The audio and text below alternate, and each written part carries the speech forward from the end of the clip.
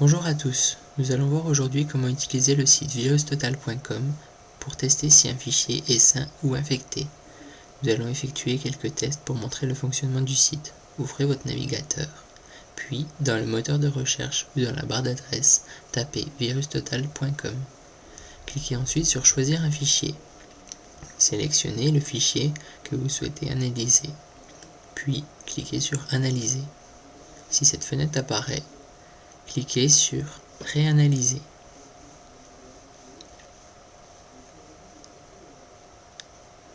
VirusTotal va analyser un certain nombre d'informations. Laissez le scan se dérouler. Nous voyons ici que la détection va être de 0 sur 47. Donc le fichier est a priori sain. Dans l'onglet File Detail, vous allez retrouver des informations comme le copyright, le propriétaire ou le numéro de version. Dans l'onglet Informations complémentaires, vous aurez des informations plus techniques comme le MD5, le poids du fichier ou la méthode de compression. Vous pouvez également laisser des commentaires ou voter pour la pertinence du fichier.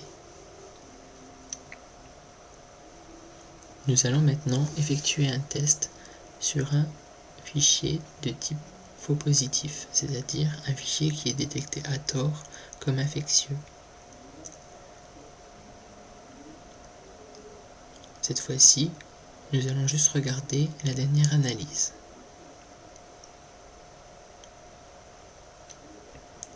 Il y a une détection par un des modules de McAfee, qui est une détection en fait heuristique, de façon suspicieuse, c'est-à-dire que c'est une détection générique.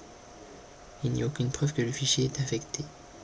En fait, cette détection arrive puisque le fichier a été codé en auto-IT, et donc il a été compressé avec l'UPX, et l'UPX est mal supporté par les antivirus, et entraîne parfois des faux positifs.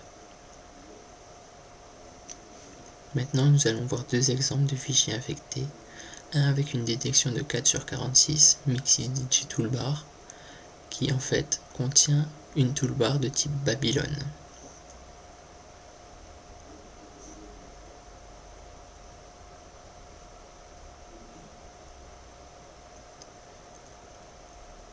Le deuxième fichier est lui infecté.